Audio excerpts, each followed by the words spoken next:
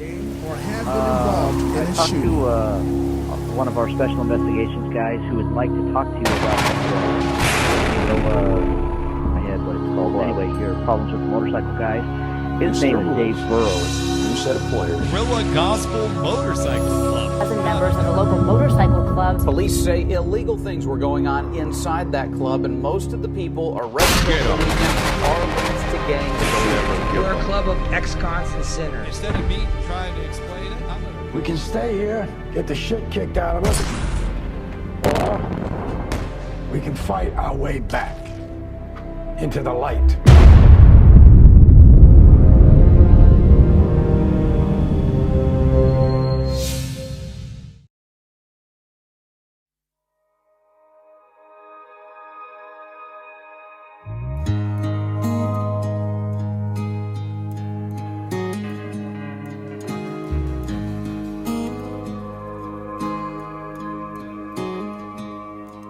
Rode off in the evening time into that setting sun.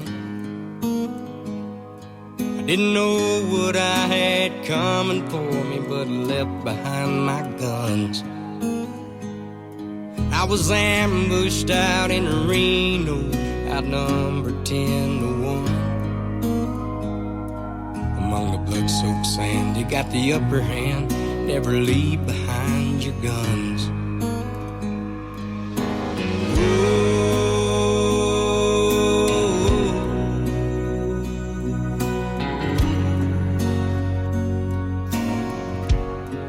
Never leave behind your guns.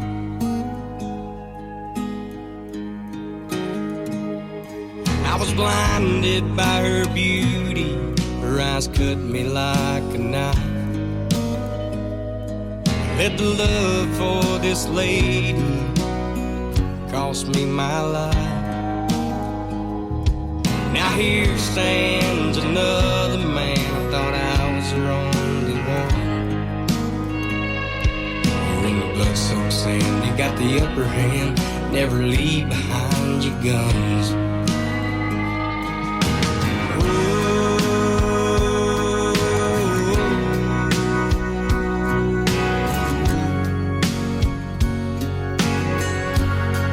Never leave behind your guns.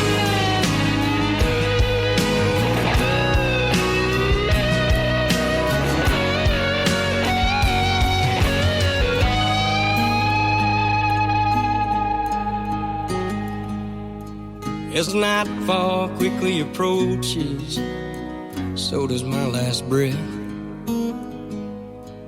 I guess some could say I love that girl to death. We always talked about tomorrow, but tomorrow will never come. Among the blood-soaked sands, you got the upper hand. Never leave behind your guns.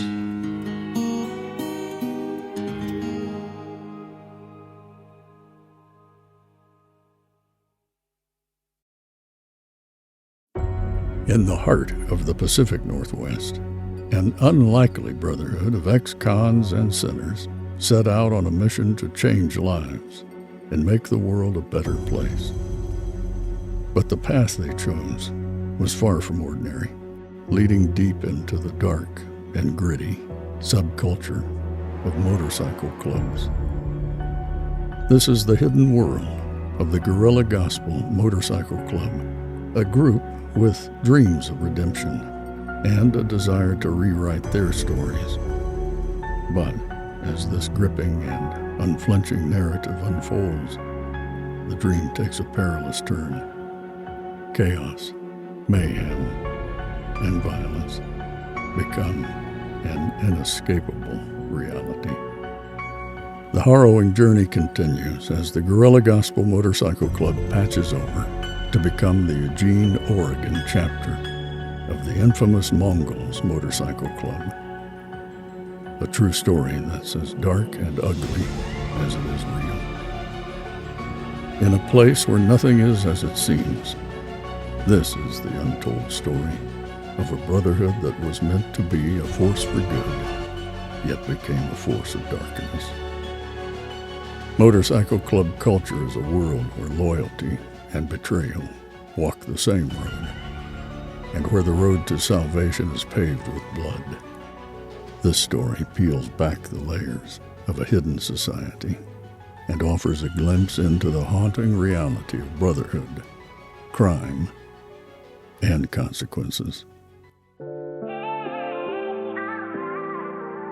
Back when I used to do ministry and speak, I used to talk about the three things that men all struggle with, all men struggle with. That's pride, lust, and greed. And man, pride was something else, man. And as far as in my life, the ego and the pride was just going through the roof. Never in my life could I imagine that something we built, something so good, would become so dark and so ugly. Happened real fast. But then again, it kind of happened like a frog in a frying pan. Like 1 minute, we're one way, and the next minute it's hardly recognizable as far as what we were doing, our direction, what we were about. Now, if you've never heard of the Guerrilla Gospel Motorcycle Club before, well, it is a pretty cool group of people. In fact, instead of me trying to explain it, Explaining the culture of motorcycle clubs is a task that proves nearly impossible to those who have never experienced it firsthand. Motorcycle clubs are composed of a distinct breed of individuals, and it's worth noting that this was even more pronounced during the era of Guerrilla Gospel's inception. The increasing public interest, fueled by TV shows, YouTube, and a surge of sensationalized media coverage, has radically transformed the world of MCs. Today, it scarcely resembles its once enigmatic self. One thing we do talk about is that with the recidivism rate in the America being so high, in our club it's non-existent. So we've got a group of guys that have come out of prison, stayed out of prison, don't reoffend, don't get new charges, and so we can kind of provide somewhat of a role model for other guys to say, hey, it's possible, and it's possible because we did it, not because we heard about it, not because we heard through the grapevine that change was possible. now you want to talk about stopping crime right there, donating some books to something like Brains Over Chains. Yes. That's ground level ways of doing that. If we want people when they get out of school to not go back to reoffending, we need to pay attention to what we provide to them. Thank you so much for coming by here. Again, that's Todd Gobel from Guerrilla Gospel Motorcycle. I'm with Todd G, who says 10% of life is what happens to you, the other 90% is what you do about it. I love that. You have an incredible history. What got you into this thing? By reading your, almost like a rap sheet, which is your bio. Take us back, man. What happened? A lot of time in the penitentiary and the youth authority here as well. It was just eating me up alive, and that's when God came into my life and started to do big work that I couldn't have did myself. And it was profound to me, and I wasn't like necessarily one that was ever going to be scared straight. But at that point in time, I got bailed out of jail and we had some money and I fought the case and I beat it. And at that point in time, I realized, boy, God knows something. He's bigger than me. I'm going to go ahead and listen to him next time. And that just began a journey of, becoming a different person and changing my life. Hip-hop always spoke to me and the culture that I came from. So, I was involved in, I guess you'd say, quote-unquote gangster rap most of my life. And it was just reality-based. And just like my music is today, it talks about where I've come from and where I'm at now. And so it was just always a part of me, and it was always kind of an expression, a tool to use to express things. And so I'd always just write about what was going on in my life, and it wasn't real good for a long time. And I just do the same now. It's just that my life has changed. What's the best thing that's ever happened to you in your life? Finding God, getting God in my life. I knew that was coming. You had to know that one.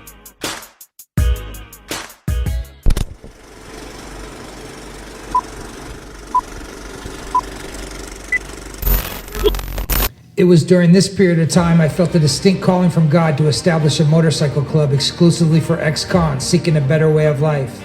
It would be a club that offered excitement and adventure, but would not lead us back to prison. My belief was that ex-cons often find themselves trapped in a cycle of reincarceration due to a lack of excitement, lack of a support system, and friends to hold each other accountable. Thus, after consulting with some of my closest lifelong friends, the Guerrilla Gospel MC was born. Tony, my best friend, who had just recently been released from prison after serving a decade for a murder charge reduced to a manslaughter, helped me draft a comprehensive set of bylaws and define the essence of the brotherhood. Initially, I view the creation of Guerrilla Gospel MC as a potential success if it could keep Tony, myself, and the other 3 founding members from returning to the correctional system and steering us away from a life of crime. And it did. Due in part to me and Tony's close connection and our friendship and childhood history, the media found our club newsworthy. We began receiving extensive press coverage in newspapers, magazines, and on the radio. Our story of breaking free from a life of crime in prison was akin to the old boys made good narrative. In truth, we were the most unlikely candidates to collectively lead a life of virtue and productivity free from crime. Our 5 original members shared not just a lifelong friendship, but also a history of decades immersed in the criminal lifestyle. 10 years.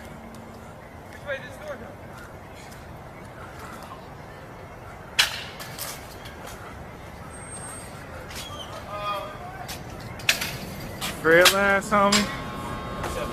What's up? Good. Good to see you. I can't believe it. Toes to the pavement, brother. I committed a crime. I shot somebody that shouldn't have been shot, and I was sentenced to prison for 10 years, and I had to do every single day under Measure 11. You got 2 choices. You either change your life or you don't.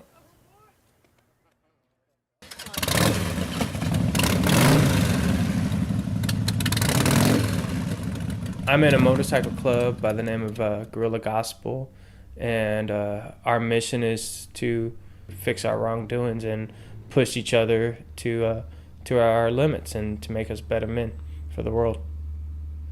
I want to prove people I'm not just some dumb idiot convict. I'm a smart, educated person, and I applied for the University of Oregon, and within a few weeks I was accepted. I applied for the Lundquist School of Business Honors Program, and I got in.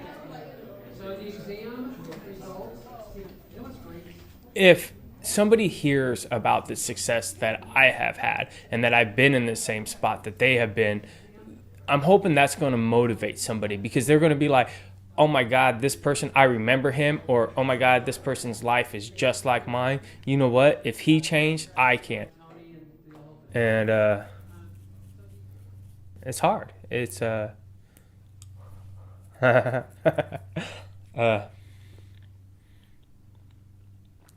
nobody likes to be a failure. Nobody likes to be looked down upon, and I think that's my biggest fear is I don't want to be looked down upon. I want to be looked at as an equal. And that's one of the things is best about Guerrilla Gospel is they were there when I was at my highest. They were with me when I was at my lowest. And now that I'm rising back to the top, they're still with me. And even just a few ex-cons, we raised over 10,000 books the very first time to give back to inmates, to help inmates better themselves and hopefully, realize that there's something else out there in life, because we gave them nonfiction. We gave them educational books that they can learn and grow off of.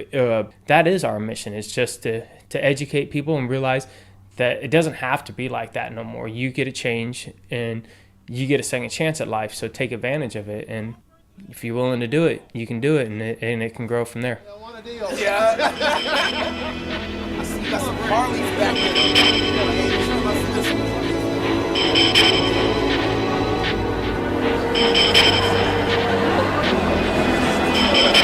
Herding cattle. Hey, gorillas at graduation. Out here doing it big for tone only. It is a fiasco, just like it looks.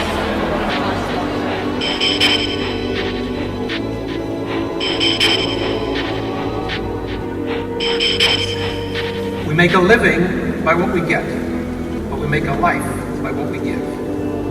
You are privileged individuals. You graduated from an outstanding institution with a valuable degree. With that privilege comes responsibility.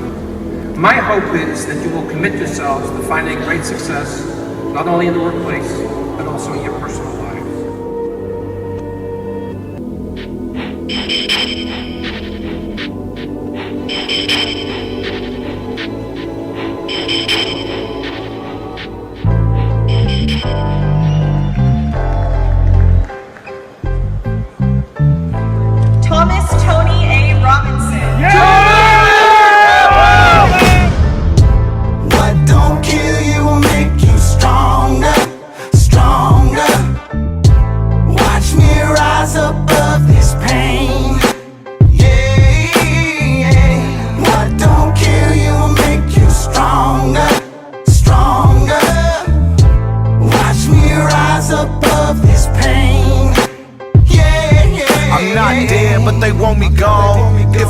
it up to them, you'll never hear my voice in song.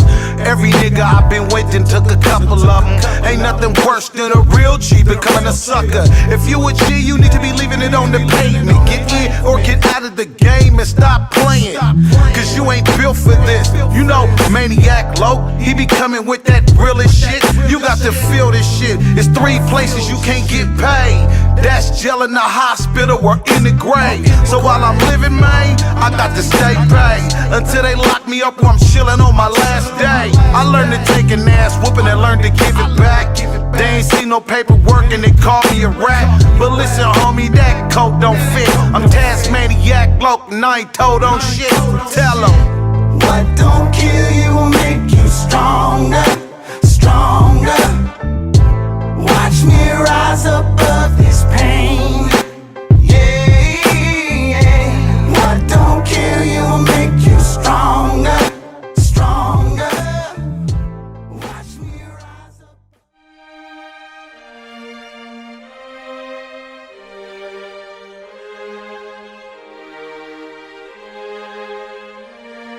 Life's good, man. It's happy, man. I mean, just what we just did today felt really, really good, you know? I mean, it was a little weird hearing the door slam behind me, but I know somebody's going to be happy about this, because this is what gorillas do. Gorillas take care of each other. They take care of people that don't even know, because they love them. We got big hearts, big bodies.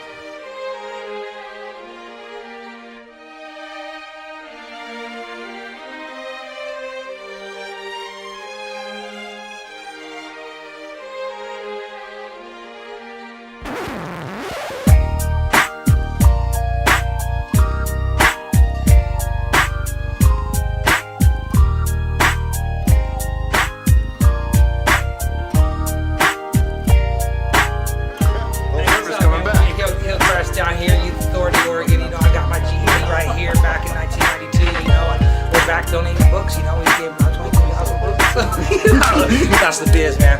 Guerrilla Gospel do it big, so I want to thank God, man, because, you know, without him, none of this would have happened, that's what's up.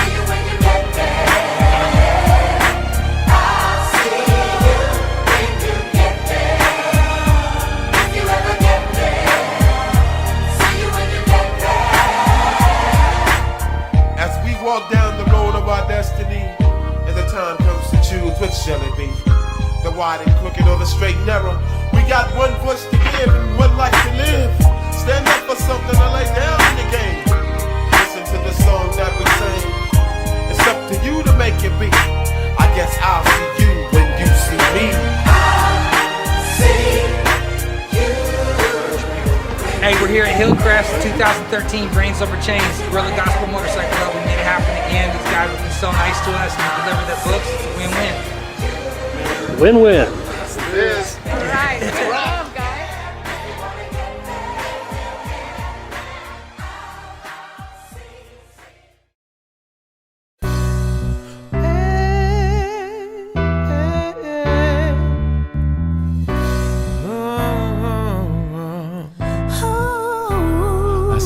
lot of pain since I was a child, so wait for me. Thank you very much. I enjoyed working with you guys, and the kids are really, I think, going to benefit from all of the books. This is the largest, I think, donation of books that we've ever had, at least in the 11 years since I've been the principal here. We will definitely put them to good use. I think we're going to share them with other youth correctional facilities. Surprised you when you open up the back of the U-Haul to see the books. Whoa!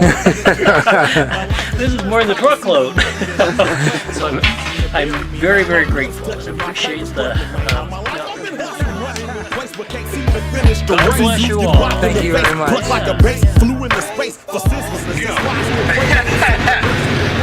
Hey, what's up, man? We just got back from Hillcrest Juvenile Correction. This is Brains Over Chains 2.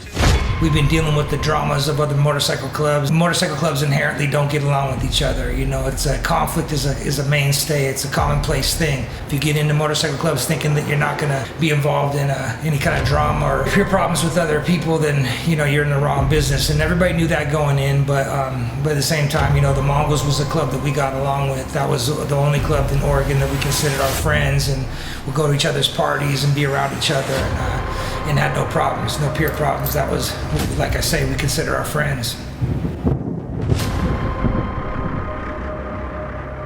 So one day I get a call from the Mongols and they say, hey, we want to have a sit down. I said, no problem. And sometimes that's a dicey situation in the motorcycle club world with sit downs because you don't really know what it's about. And in this case too, we didn't really know what it was about, but at the same time, it wasn't really anything to worry about because like I say, we consider them our friends. And so I went up to have the sit down, and they said, you know, come up to Portland if you would this weekend, and we'll sit down and talk. And so we did. And when I got up there, I sat down with President Mooch and his sergeant at arms, and it was just me. I had some guys that I brought in beforehand, but they said, hey man, Todd, we like what you're doing. We like what you've done in the MC world. You've paid your dues out here in the motorcycle club community.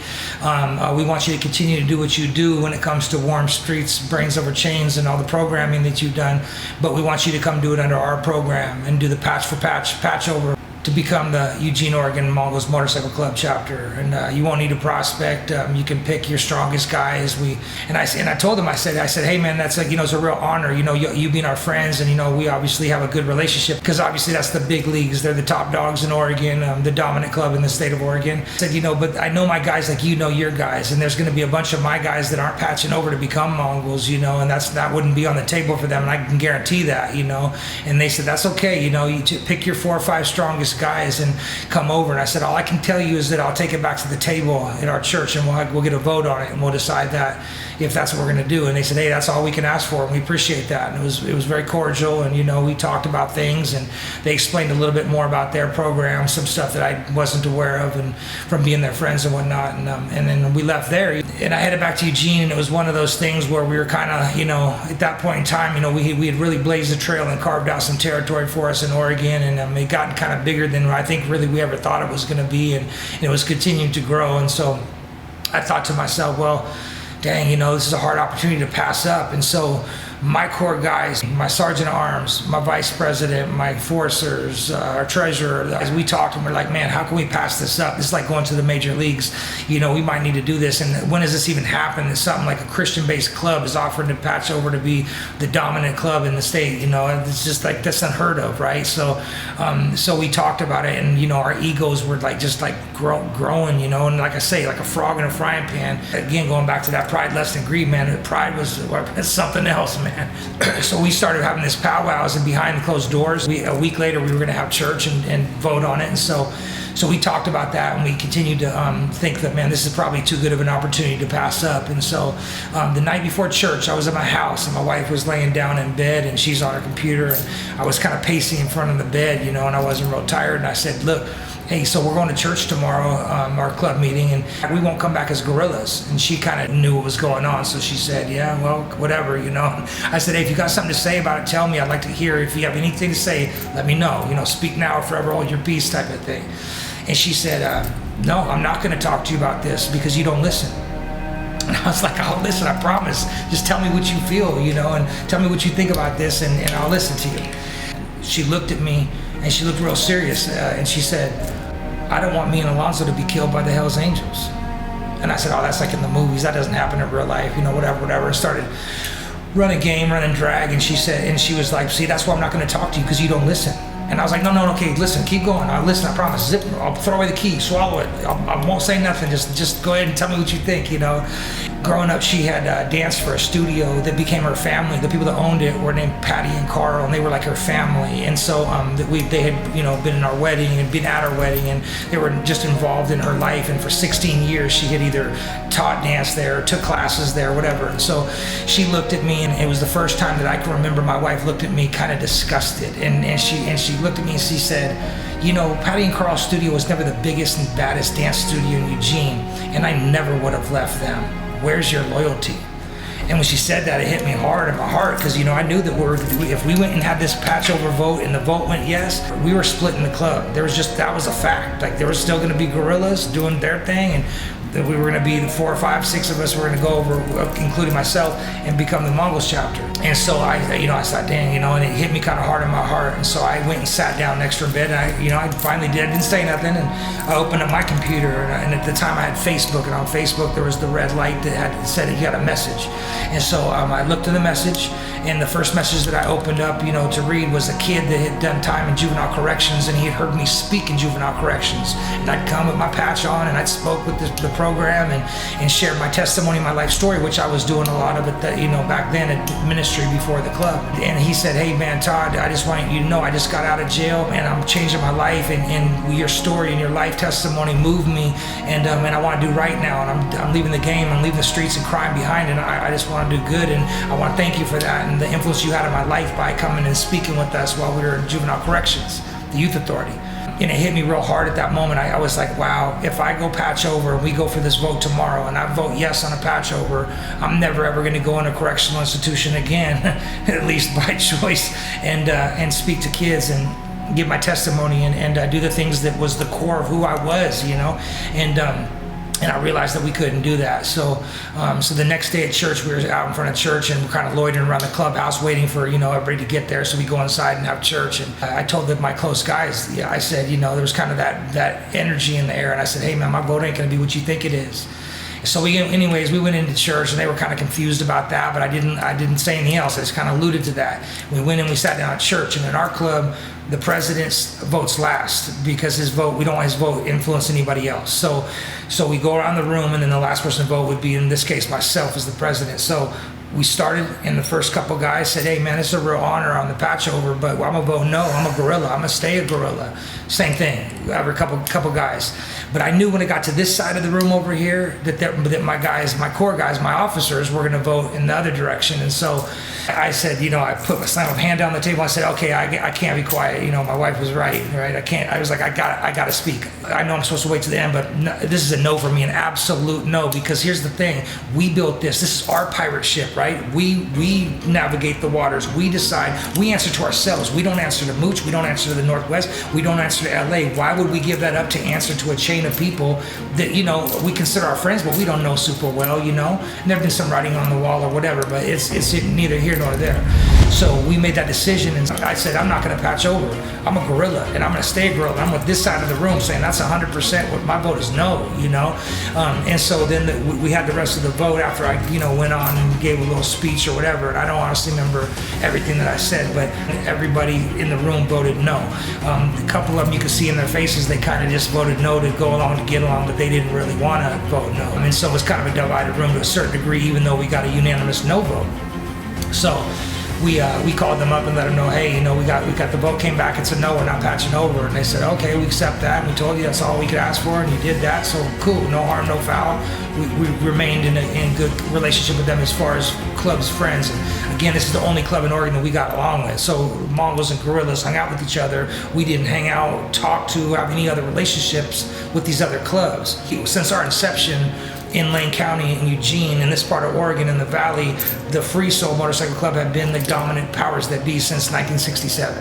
And they had kind of run it with iron fists, and they didn't really let clubs pop up and this type of thing, and understandably so too, by the way. You know, you don't want a bunch of clubs just popping up in this scene. It's too complicated. Long and the short of it is that they were kind of this thorn in our side, you know, and so we constantly had this problem with them, and there was, behind the scenes, they would tell anybody that would listen, oh, we're shutting them down, we're shutting gorillas down. We'd lost members over that, but we voted no. And the funny thing is that, you know, I should have known better. This shouldn't even have came down to a vote. Being the person that I was when I started Guerrilla Gospel, before the egos got out of control, before this time had passed, before, we just like a snowball going down a hill, picking up momentum. Offer me to patch over to Mongols, I'd have laughed. I'd have been like, hey man, we like you guys are our buddies, but no, absolutely not. Like, it's ridiculous. And when I'm saying I got some guys that would never patch over and become Mongols, I should have been like, myself included, right? But I didn't feel that way at the time because, like I say, ego is a motherfucker, man. It really is. And so, long and the short of it is, it was a tough time and everything, but time progressed and time went on. What did we do today? We helped the homeless. Was it fun? Yes. This is when God blessing looks like.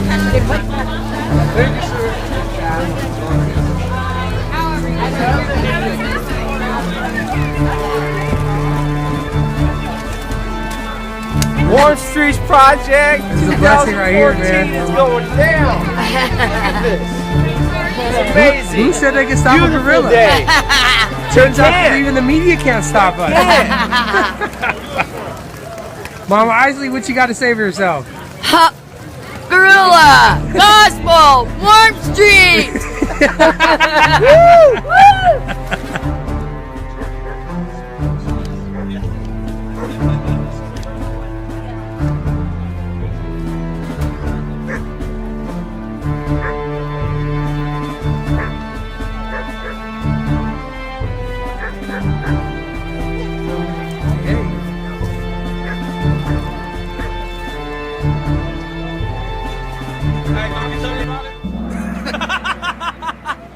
Out here doing it whether you want to or not. Community service starts with you. Looking good, guys. Looking good. Look at it's Daniel Boone. I'm gonna pop some tags. Look in my pocket. War Streets, man. We did it. Awesome. Guys are out here. They're lined up waiting for us to be open. We told them till noon. Food just came. Some of those stacks of sweatshirts over to another table and so they aren't pulling them off. Yeah. We can throw it. 68 days, I'm off the roll, bro. It's just been a transition, and I just feel the spirit, man.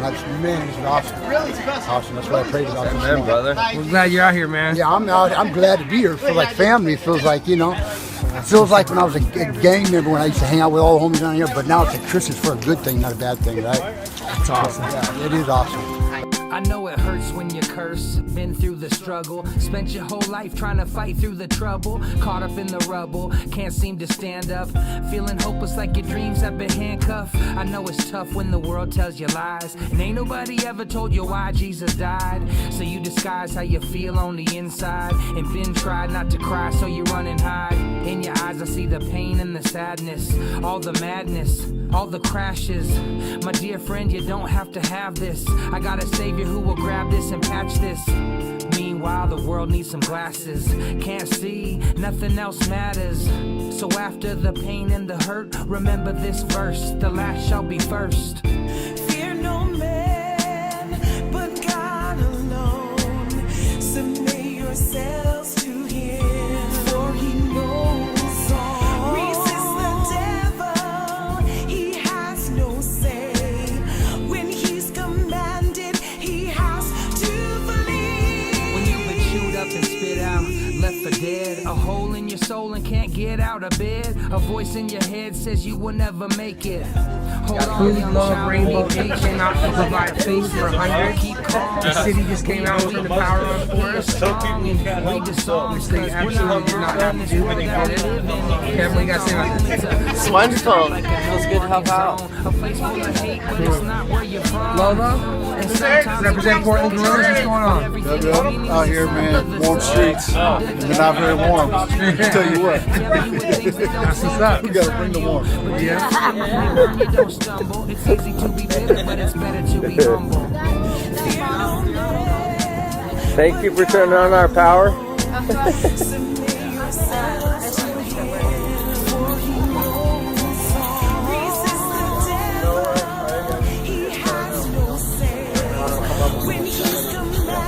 What up?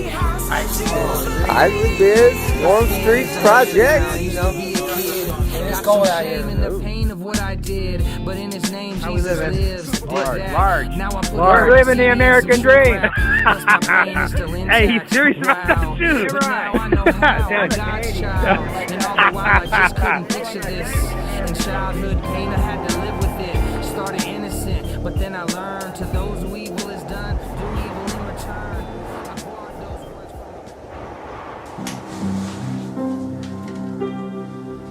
words. Man, that's Justin. We call him Tap Man. That right there embodies what it's like to be a gorilla. There's a story that would be a recurring theme in the club that we tell. We tell new members and we tell it over and over again at church, you know, and what it meant to be a gorilla. And there was an old lady with a little walker trying to cross the street, a busy street out in Springfield, Oregon. The cars weren't letting her pass in the crosswalk. They just kept flying by and flying by. And Justin seen that, you know, and as you can see, Justin's a big dude, covered in tattoos. He saw this and it pissed him off, and he parked his bike right in the middle of the street. He stopped his Dyna, jumped off his bike, and he took the lady's hand and he walked her across the street and made sure that she could get across the street. I can imagine he probably looked at the people in the cars, you know, a certain type of way, let's just say. But he got her across the street, you know, and got back on his bike, and it was probably a good thing nobody said anything to him, you know. But this is the thing, is we always told that story that, look, gorillas take care of the weak. Gorillas protect those that can't protect themselves. We're willing to defend ourselves. We're willing to defend others as long as we're doing the right thing. You know, and if we're right, then, hey, man, if you had a problem with us, you got a bad problem. But, you know, that was the thing. We always told that story and told people that's what a gorilla is about. A gorilla protects the weak. A gorilla protects those that can't protect themselves. A gorilla protects his own brother to any means necessary. That's just what being a gorilla was all about. Man, that's just Tap Man.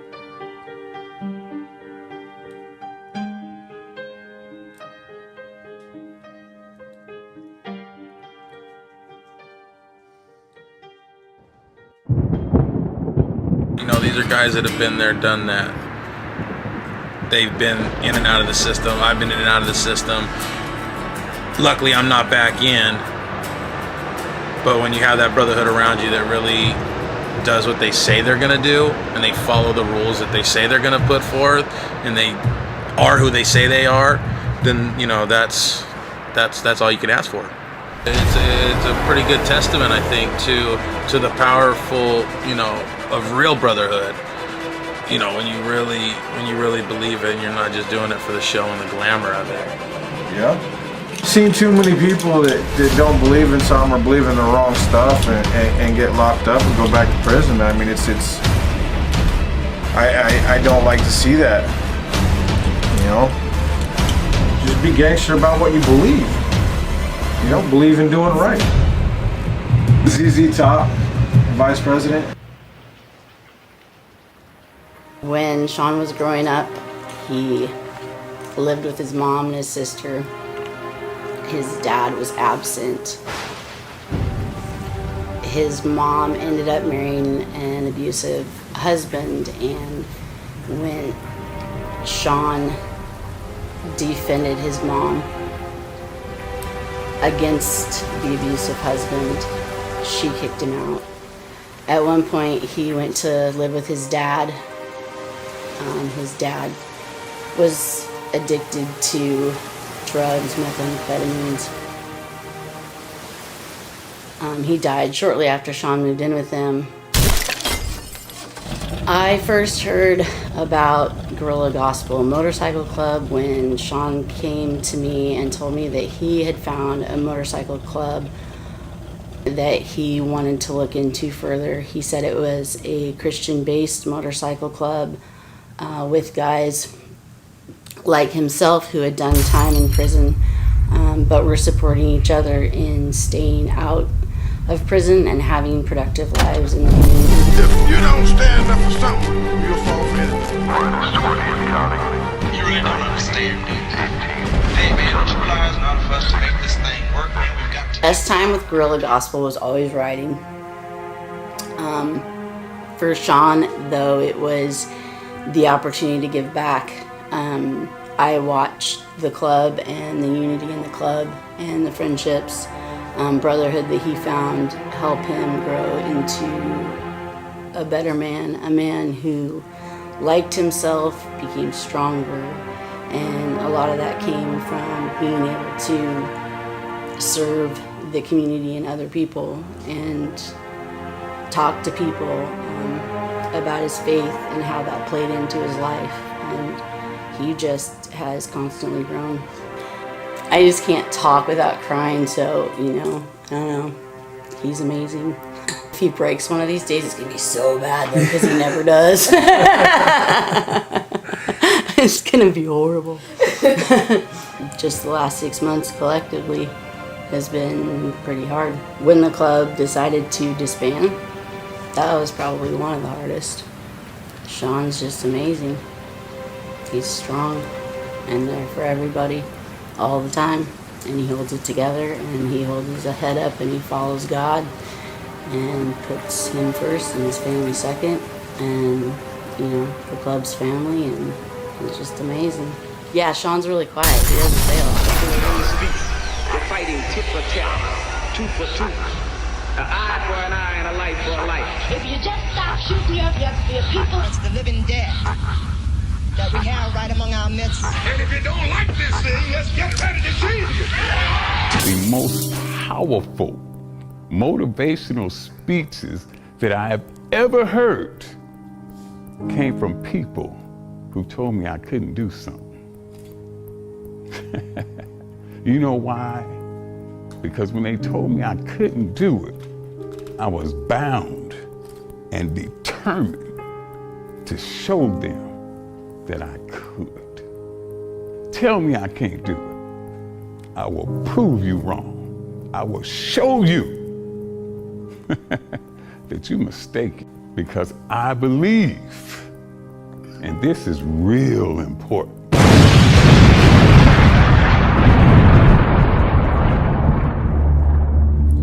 Beware of vision, dream, and passion killers. Family and friends, in most cases, sad to even say this, family and friends in most cases will be the first to try and talk you out of something that you're passionate, excited about, and that you have a vision for. Most of the people that have no dreams will wake up every day trying to talk you out of your dreams.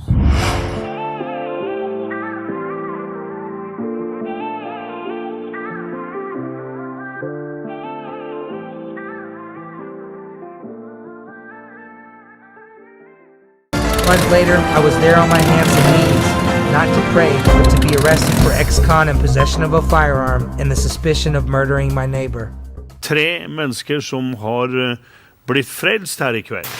Och Todd J, you have a great testimony how the Lord delivered you. Can you tell a little bit about your background? Pimps were charged today, all accused of transporting local women to other states for prostitution. Lisa Bailick going beyond the headlines to uncover the details of this case. Tuesday. I had absolutely no respect for women. Inside the mind of a pimp. All mental manipulation. The lies. I can see past this curve. You're just gonna have to trust me on that.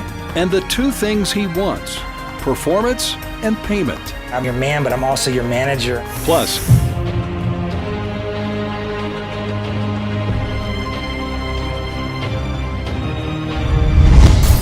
a friend of his father heard about Todd's criminal past and wanted to help. He said, what you're doing is you're on the Titanic and the ship is sinking and you're rearranging the deck chairs. So you're in a different position, but you're still going down. And I was like, well, whoa, that's a little powerful. And for some reason, that analogy just super hit home with me. He took me out here to these mountains that are the 3 sisters that you can see from Bend. And he had me walk out in the field. And he says, you see those mountains?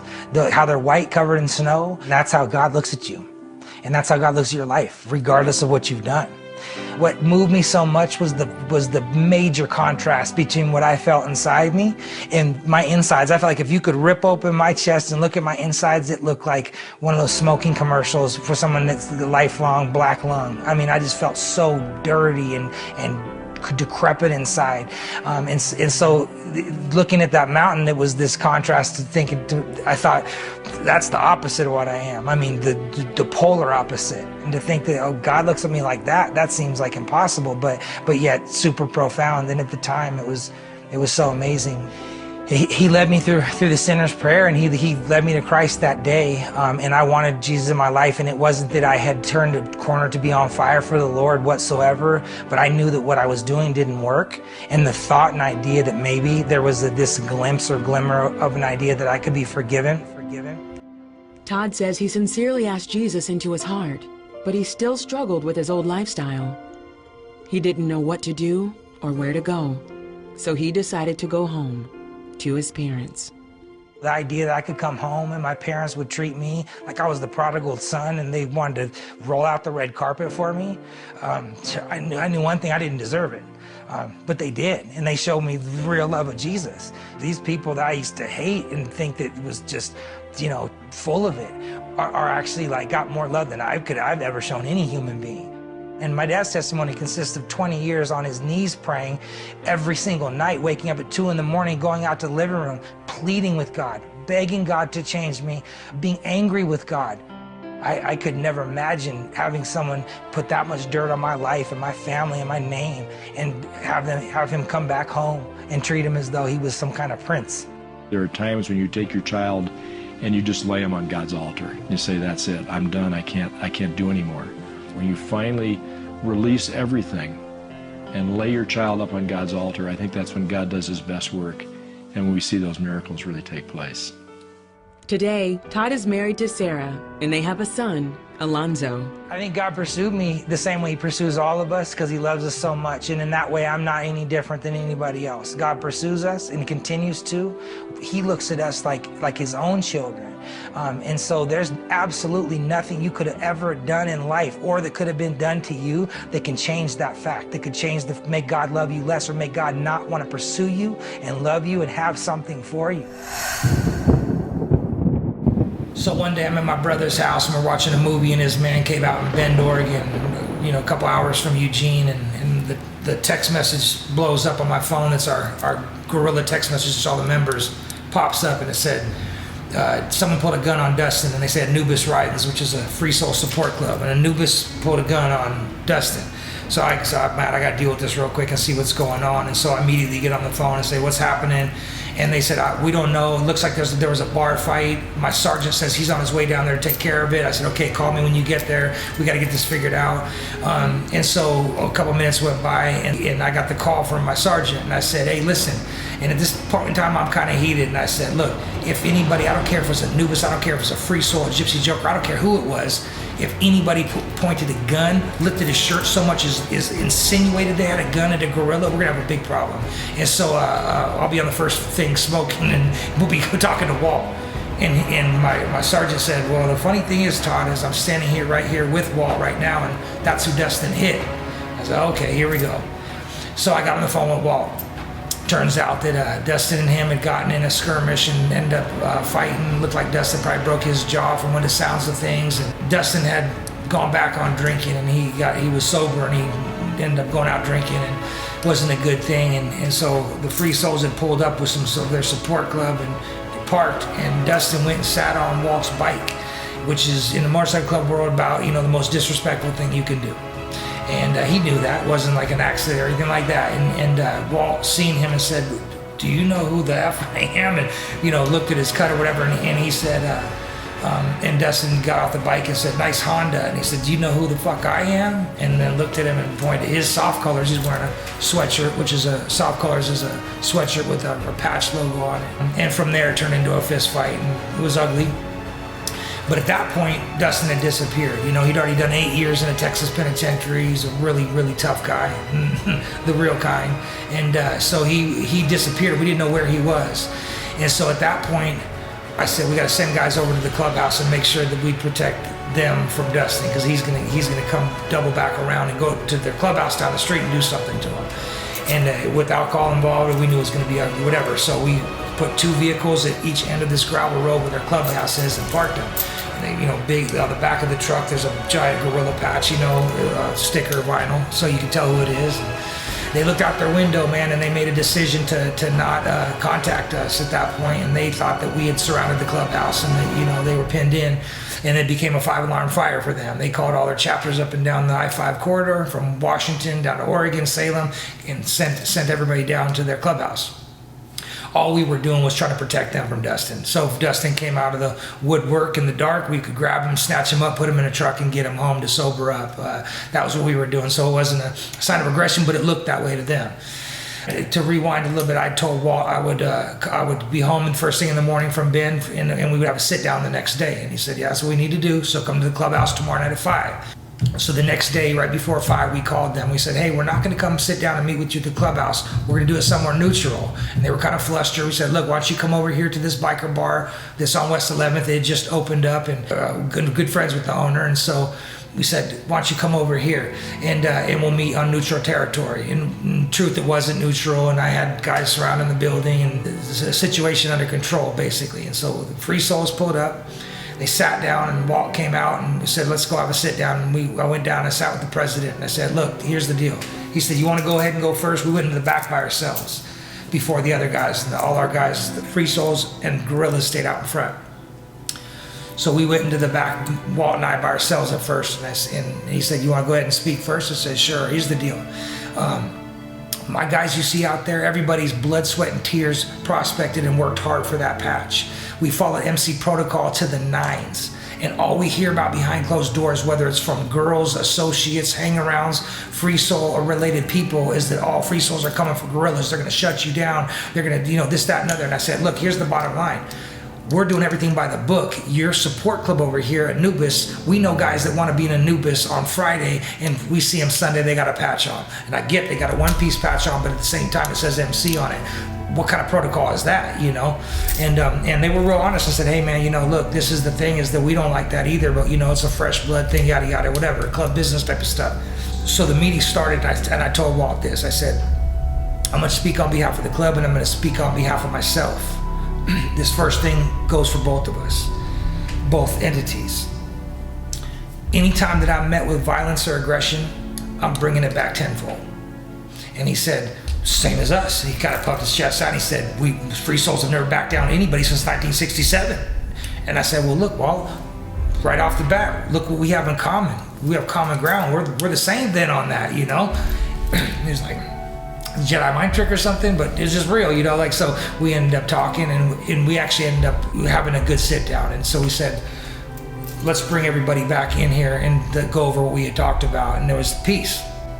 So we brought everybody back in there, and I'd repeated what I'd said about the Nubis, and said, hey man, look at, you know, when my guys work blood, sweat, and tears for all these patches you see around this room, and you guys are handing out patches to your support club, and then talking about behind closed doors and behind the scenes, telling people about us not following protocol with our club, we don't like that shit. And then one of their OGs, rest in peace, he was there for the sit down. He turned red and was real mad, and he said, yeah, we don't like our nose being rubbed in it. And I said, oh, I get it, I wouldn't either, and that's why we don't do things like that. And they said, okay, look, here's the bottom line. We can agree to disagree on some things, we agree on others, you know, we technically realized we kind of liked each other more than not. We decided that we would have peace, and we would agree to have Eugene together, and it would coexist, you know, and get along, and so that worked. Well, at that point, when the Mongols found out what happened, they said, Todd, we want to talk with you this weekend, are you coming to our party? And I said, yeah, we're coming, of course. And so I got up to their party. They called me into the back, their officer OM, or whatever they call their officer-only private area of the clubhouse. Mooch and the officers were all around the table, and they said, Todd, we thought you were the club for us in Eugene. In light of what's happened this week with the Free Souls down there, we know you're the club for us in Eugene. When are you going to be ready to patch over? And at that point, coming out off the weekend of the thing that happened with the Free Souls, and finally having some finality to it, and kind of having some closure, I guess, if you will, the reality is that our egos were through the roof. We thought we were untouchable. We felt like, we didn't feel like gorillas anymore. We felt like King Kong, you know, And so basically at that point in time, I said, man, you know, a bunch of our hearts are with you guys, but problem is that we got a bunch of guys still that wouldn't patch over. And so, like, you know, I don't really know if we should be splitting the club. He said, well, you can split the club. You just can't wear two hats. If you patch over, you've got to be a Mongol president, not a guerrilla president. So in the future, if there's a free Saul problem, that's a guerrilla's problem. You can't step in, you can't intervene, and you can't deal with that. That's for guerrillas to deal with their own problems. And we went over some protocol and some different things that had to do with their national constitution and how it pertained to each individual bylaws for chapters, whatever, just some logistics. But at that point, you know, honestly, it was the tipping point of my life. And I thought in my mind I was ready to patch over. I left that sit down with them and I said, we'll get you a loan. And we went back to the clubhouse. That was a Saturday night party. On Sunday morning, we had our church. We came out of church and we called them and said, we're patching over. When we got home from the Mongol party, I went over to Brick's house and I said, hey, Brick, we got to talk to you. I need you to step up and lead this club. We're going to patch over. I know you're not, but I want you to be the guerrilla president. I want to appoint you that and let you take over this club and get it back to how it used to be before all this madness and this wild stuff is going on, you know, and get it back to where, you know, maybe you guys are having type Bible study type of stuff and positive stuff, you know, and make it to what it was always designed to be like. And we're going to go be the Mongol chapter. 5 of us are going to go patch over. He said, okay. I don't think he probably wanted to, but he agreed to. And we went in the next day, and it was one of the worst things I've done in my entire life. And that's saying something, if you know my history. But we walked in, and 5 of us took our patches off, laid them on the table. I said, guys, we love you. We're going to continue to be guerrillas. We have appointed Sean your new president. The Brick's your president now. And we got to leave because we're going to be the Eugene, Oregon Mongol chapter, and we'll let you guys do your thing because, you know, guerrilla business is guerrilla business. We've got to step out of the room and let you guys continue, and we're going to go have our first church across town. So we did, and we walked out of that meeting, and it broke guys' hearts, broke their hearts to tears. And I walked out, and I knew I was doing one of the worst things I'd ever done in my life. I knew it in my heart. I was like, what have I done? What did I just do? And we jumped on our bikes, drove to another bar, and we told them, hey, we need your back room. You had another bar, and sure, no problem. We know, you know, whatever. Put us in the back room. And we had our church, and we called up to the Mongols and told them, yeah, we're patching over. We just put our cuts down, and we're ready to go. So they were, of course, excited. My guys were excited. I was just like, man, at least something's coming together because this is so much stress leading up to this and the thought process of it. Anyways, I thought I'm gonna go have a meal now because I had been eating very good, just stressing on it, you know. And I went over and I had a meal, one of my favorite meals, ordered it at a restaurant, and I went to take one bite and my stomach just constricted and I couldn't eat. I went home and that was on a Sunday night, and by Monday morning I couldn't sleep. I'm a visual person, so I always visualize things. So I was trying to visualize on my wall as I was laying in bed, a lit up Mongol sign on the wall. Like we got lit up guerrilla signs and all that stuff. And I was trying to picture Mongol stuff on my wall, trying to vision that. And I couldn't see it. It was like blank. I just couldn't see it.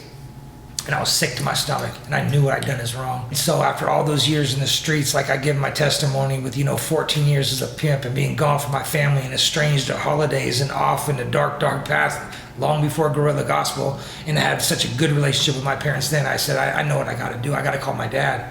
So I called my dad.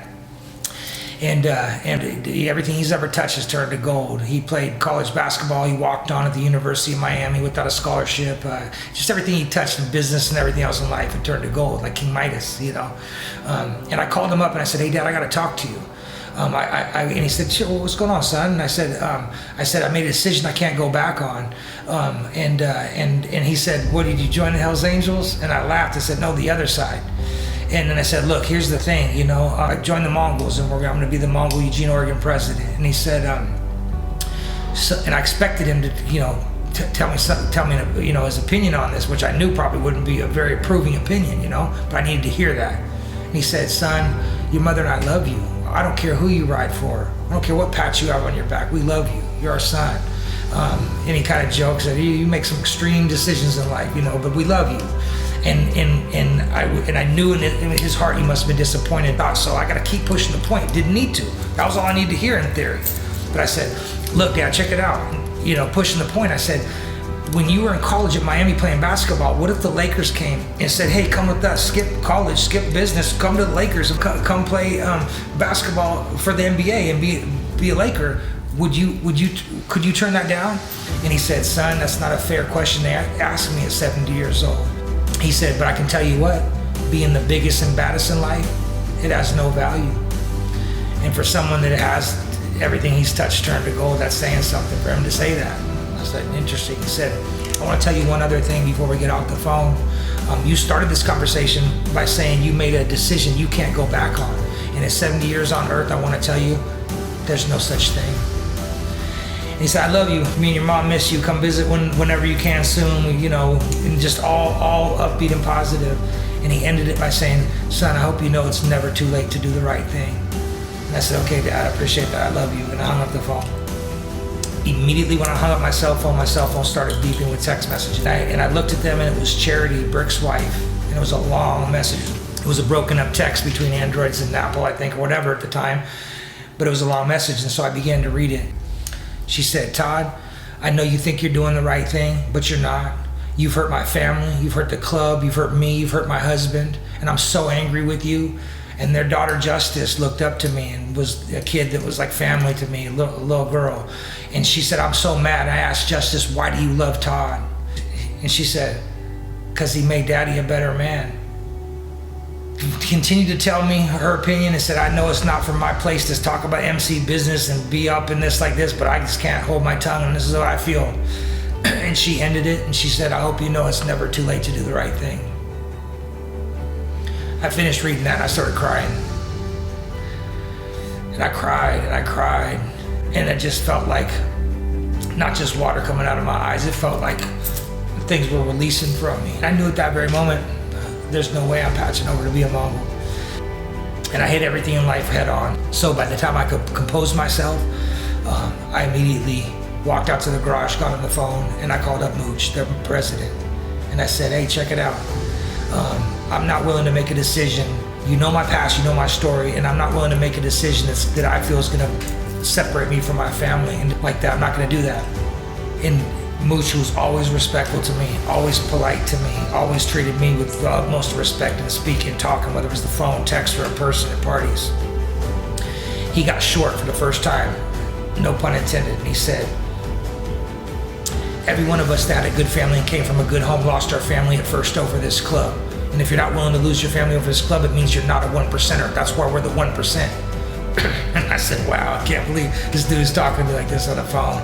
And like I said, I just finished crying the whole night, not to him, but got myself together to make the call. And I said, well, I'm well aware of what that means, Mooch, and I'm telling you I'm not a 1%er.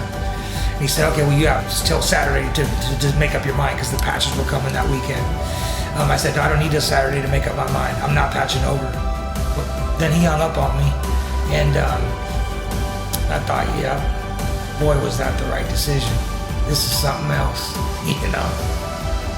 The other 4 members were able to make the patch over happen without me. I didn't think that was going to work at first because of things that had been said and agreed to in the past, but it did. And to be honest with you, I was happy for them. I was relieved for them because we had a bylaw as a gorilla. Once you lay your patch down, you're done. None of this, like some clubs be like, I'll put you on a year, and this, we don't do that. You're done. Like you put your gorilla patch down, it's over for you forever.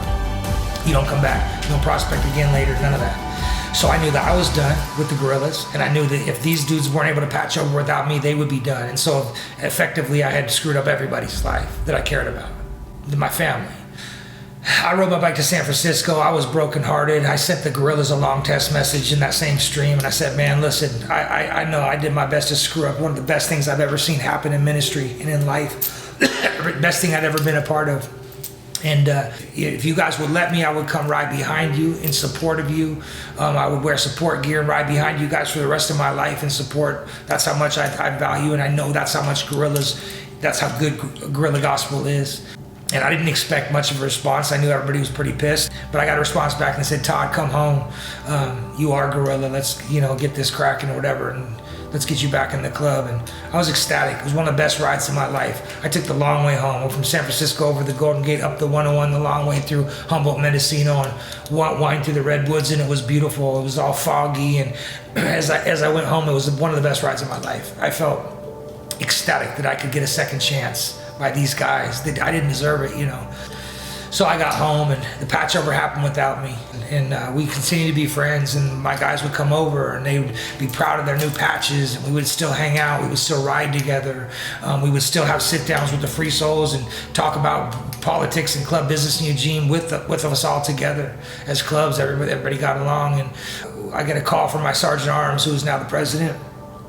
And he said, "Todd, I told you this patch wouldn't change me. See, I told you." And I said, "Yeah, that still remains to be seen."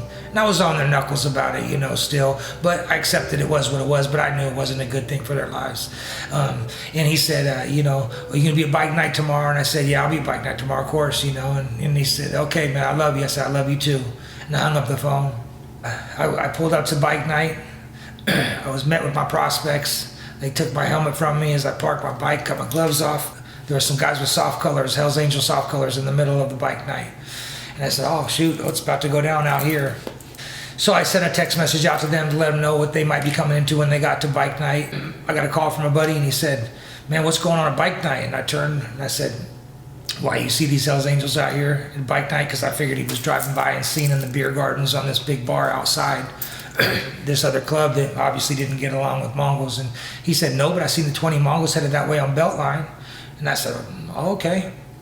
As always, they got better intel than us, because, you know, their next chapter is 112 miles away in Portland at that time.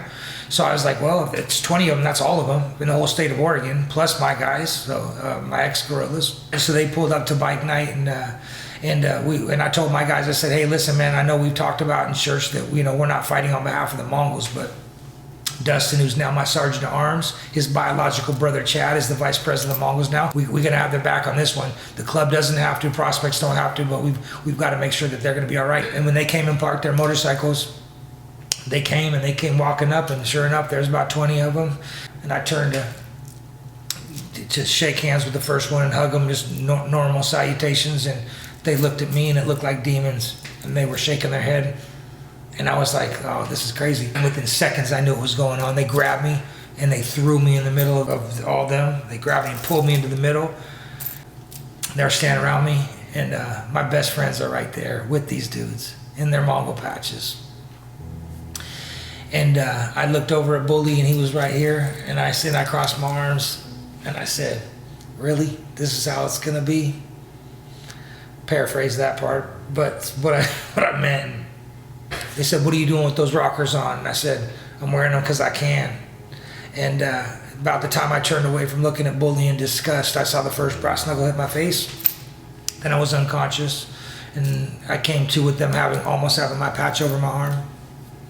And I kept hearing Dustin yelling, "That's Todd, they're doing that to fucking Todd. That's Todd, they're doing that to fucking Todd." And what I didn't know is that my best friend Chad, his brother, which we were all three, they call us the Isley brothers, all three of us together, they were holding him back, holding his own biological brother with another Mongol back so he couldn't get to me.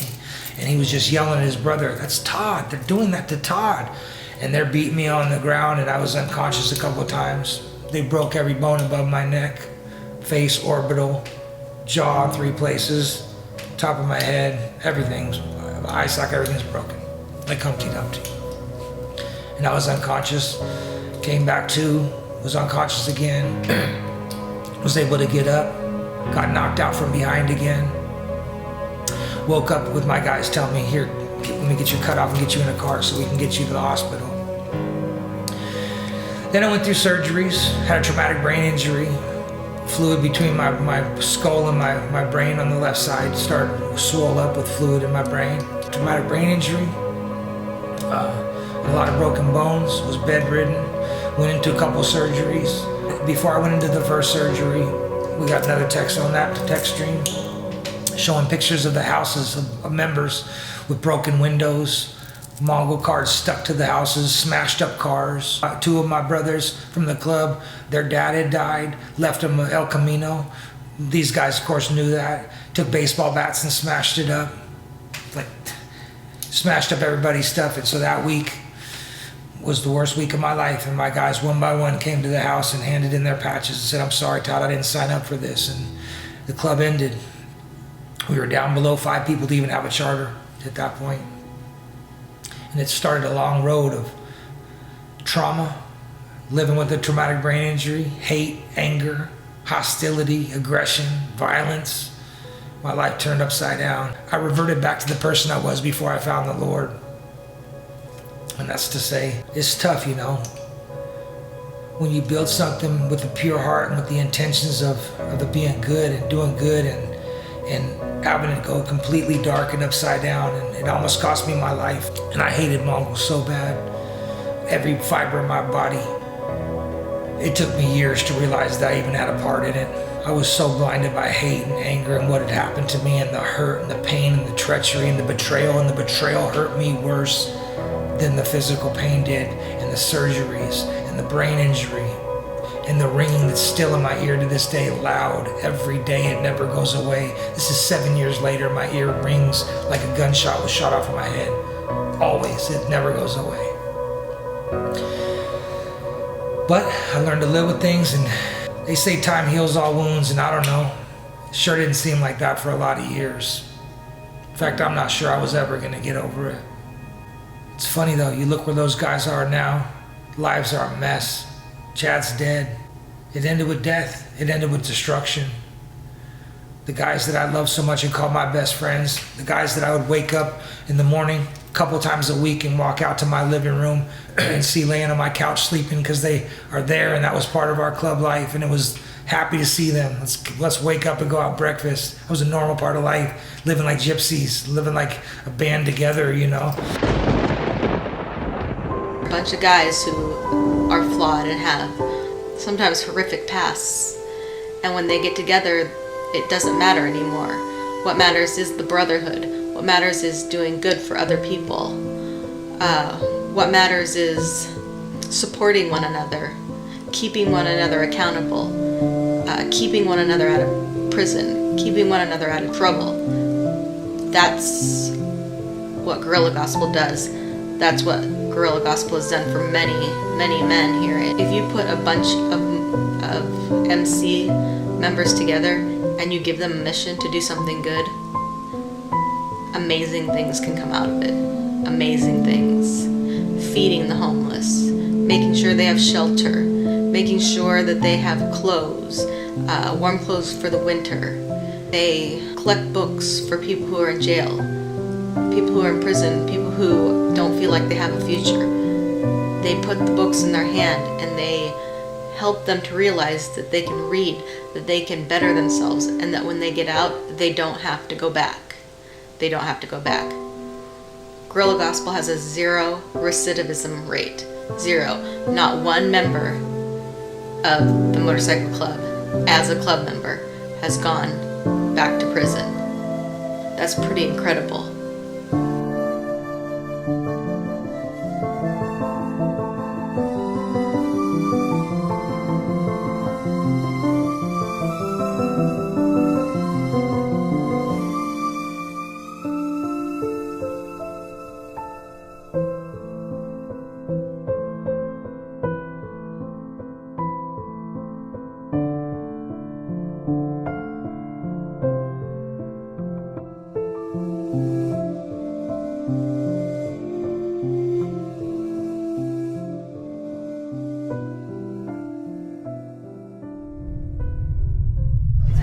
That's what I prayed about. Amen, brother. I'm glad you're out here, man. Yeah, I'm glad to be here. It feels like family. It feels like, it feels like when I was a gang member, when I used to hang out with all the homies down here, but now it's a Christian for a good thing, not a bad thing, right? That's awesome.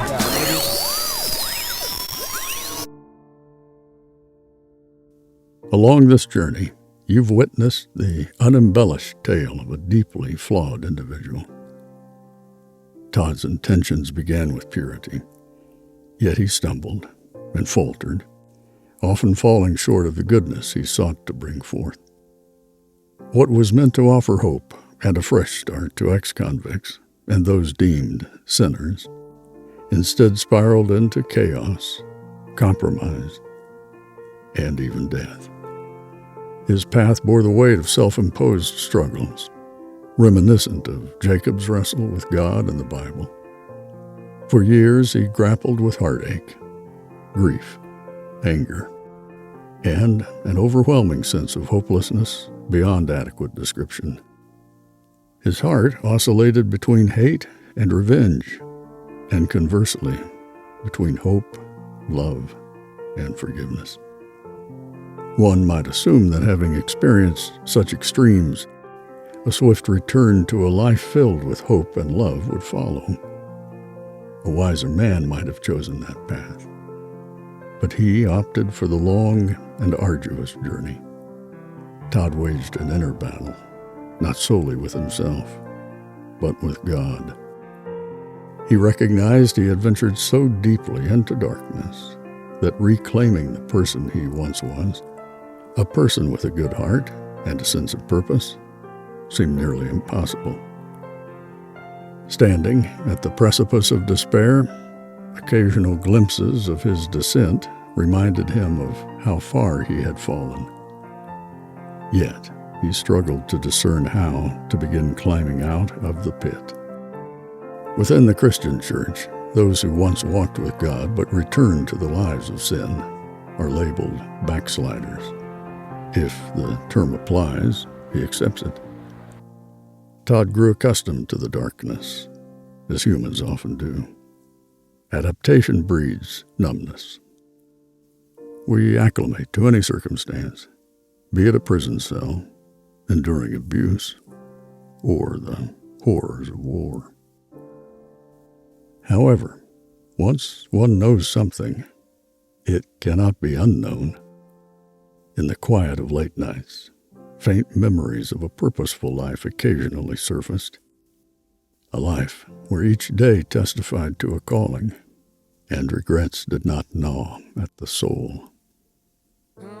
But each day, a haunting reminder loomed, the betrayal and the restless impact of a brain injury, robbing him of the capacity for decisive choices, instilling fear of causing more pain and destruction. Todd's mind remained clouded, his ego shattered. He questioned the audacity that led him to believe he could change the world and lead a cause like guerrilla gospel. Yet, as Scripture asserts, "For I know the plans I have for you, declares the Lord, plans for hope and a future." Despite denial, mockery, and rage, the truth persisted. He attempted every excuse to convince himself that goodness did not exist within this world or its people. Then, one day, deep in the desert, miles from civilization, riding alone, he heard a whisper. Reset. As abrupt as pressing a button. Click. Reset. He continued riding, uncertain of its interpretation. The subsequent day, amid the Joshua Tree wilderness, he made a choice. It was time to release the past and reset his life. Did he destroy something extraordinary? Yes. Did he cause pain to his family? Yes. Was he betrayed by his closest friends, nearly losing his life as a consequence? Yes. Did he lose his way, succumbing to the flaws law enforcement suspected? Yes. Did he single-handedly dismantle the life he had constructed? Yes. For the last 8 years, I'm ashamed to admit it, but I've been basically consumed by hate and anger towards a particular motorcycle club and group of guys that has more or less affected most of my decisions that I've made. And that's sad to admit, but that's the case. And it's consumed me with hate and anger and negativity. And it's kind of crazy because I was at a point in life where I thought that stuff was long behind me, but it wasn't. So it's been an ugly couple years, you know, and it's funny making this channel, was riding around on my bike trying to find peace and get some solace and peace of mind and peace in my heart in the desert. But I gotta let that go, you know, and I gotta hit reset on that. Doesn't make it right, doesn't make it better, but it's something I gotta let go because it does me absolutely no good, you know. Ironically, I've met some of my closest friends from the other side of things, and that's been a blessing. So good things can come from bad situations too. And it has when I look back at my life as well. So it's interesting. So my partner Mike C told me the other day about an Indian. And it was an Indian sitting up on his house on a hill, and his horse ran away, and the village people came up to him and they said, "Oh man, that's terrible. Your horse has ran away. It's gone. That sucks. It's terrible." And he said, "Yeah, maybe." They thought that was weird. And so the next day, his horse came back and it brought 7 wild horses with it. So the village people came up to him and said, "Oh man, this is amazing. Your horse came back and brought you 7 more wild horses with it. Now you're blessed. This is incredible." And he said, "Yeah, maybe." And they probably scratched their head and left wondering what he was talking about. And the next day, his son went out to try and train one of the wild horses, or tame them, or break them, or whatever you call it. And he said, he fell off one of the horses, and he broke his leg, snapped his leg off, or snapped his leg in 2 or something, right? Well, the village people came up and said, "This is just terrible. If you wouldn't have got those horses, your son wouldn't have broke his leg. This is just a terrible, bad situation." He said, "Yeah, maybe." The next day, the military came and they snatched up every kid to go to war, and they passed over his son because he had the broken leg, couldn't go fight.